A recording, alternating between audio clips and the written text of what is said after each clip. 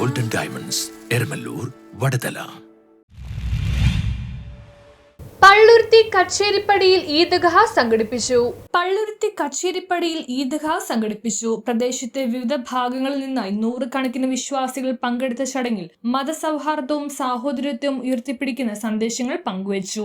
പ്രഭാഷണത്തിൽ ഇസ്ലാം സമൂഹത്തിൽ സമാധാനവും സഹിഷ്ണുതയും പുലർത്തേണ്ടതിന്റെ ആവശ്യകതയെക്കുറിച്ച് സംസാരിച്ചു. ഈദ് നമസ്കാരത്തിന് ശേഷം വിശ്വാസികൾ പരസ്പരം ആശംസകൾ നേർന്നു. പ്രദേശവാസികളും വിവിധ സംഘടനകളുടെയും പ്രവർത്തകരും പരിപാടിയുടെ വിജയത്തിനായി സഹകരിച്ചു. റസൂൽ കരീം സല്ലല്ലാഹു അലൈഹി വസല്ലം പറഞ്ഞു, അത്തഖ്വ ഹാഹുനാ, നെഞ്ചിലേക്ക് ചൂണ്ടിക്കൊണ്ടാണ് അദ്ദേഹം പറഞ്ഞത്, തഖ്വ ഹൃദയത്തിലാകുന്നു എന്ന്. അപ്പോൾ കഴിഞ്ഞ ഒരു മാസ കാലഘട്ടത്തിലെ ത്യാഗപരിശ്രമങ്ങളിലൂടെ ആ ഹൃദയം ശുദ്ധീകരിക്കുവാൻ നമുക്ക് സാധിച്ചിട്ടുണ്ടോ എന്ന് പരിശോധിക്കണം. അത് നിർമ്മലമാക്കുവാൻ, അത് കുറ്റമറ്റതാക്കുവാൻ, കറകളെ കഴുകിക്കളയുവാൻ അതൊക്കെ നമുക്ക് സാധിച്ചിട്ടുണ്ടോ എന്ന പരിശോധന ഈദ് മുസല്ലയിൽ നമുക്ക് സാധിക്കേണ്ടതുണ്ട്. സഹോദരങ്ങളെ, നമ്മുടെ എന്തും നമ്മുടെ ഹൃദയവുമായി ബന്ധപ്പെട്ടതാണ്.